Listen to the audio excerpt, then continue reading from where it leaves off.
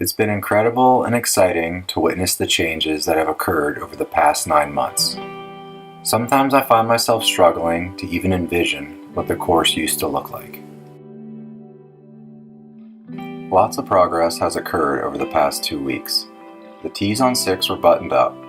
The once haul road between 7 and 5 fairways has been sodded over, and the 8th approach is now properly drained. The view of the 6th green is now unobstructed as the sill fence was removed and the sediment basin was filled that once scarred the valley below the 6th. The 8th fairway has been completely sodded as well as the majority of the rough. The fairway bunker has been lined with capillary concrete and filled with bright white sand that contrasts beautifully against the new sod. Cart path tie-in work was completed along a number of holes. The tie-in work, although straightforward and may seem trivial in comparison to other aspects of the project, does require a tremendous amount of time and labor. Old asphalt chunks along with existing soil is removed. Then topsoil is hauled in, compacted, and leveled before the cart path edges can be sodded.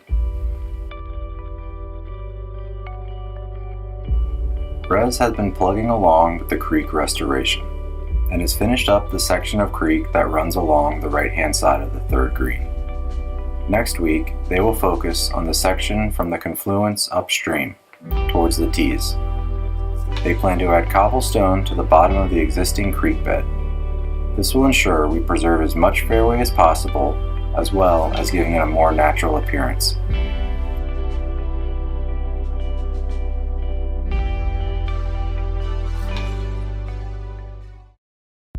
Spring is here and the turf is responding to the sunshine and warmer temps.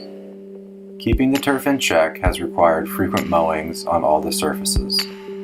It has become increasingly more challenging as new sod is consistently going down and is at different stages of development.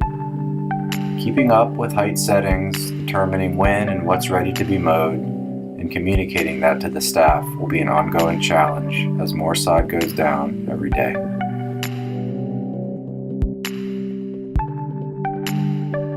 The sod on 18-1 has matured enough to handle the deep tine equipped with solid tines.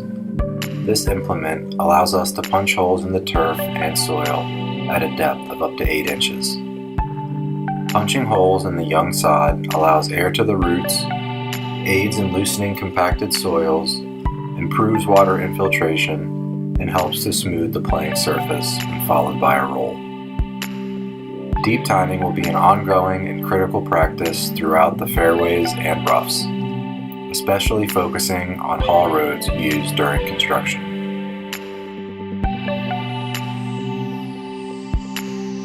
Eric Iverson with RGD has arrived on site.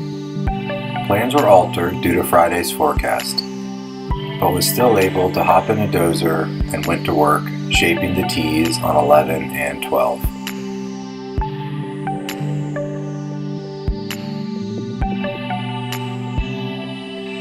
Although the view from the back border looks amazing, and much of what you see looks playable, the young tender turf is far from withstanding the stresses of play, and is nowhere near ideal golfing conditions. All the surfaces are still being treated as a grow-in, meaning higher heights of cut, more irrigation, and lots of sand.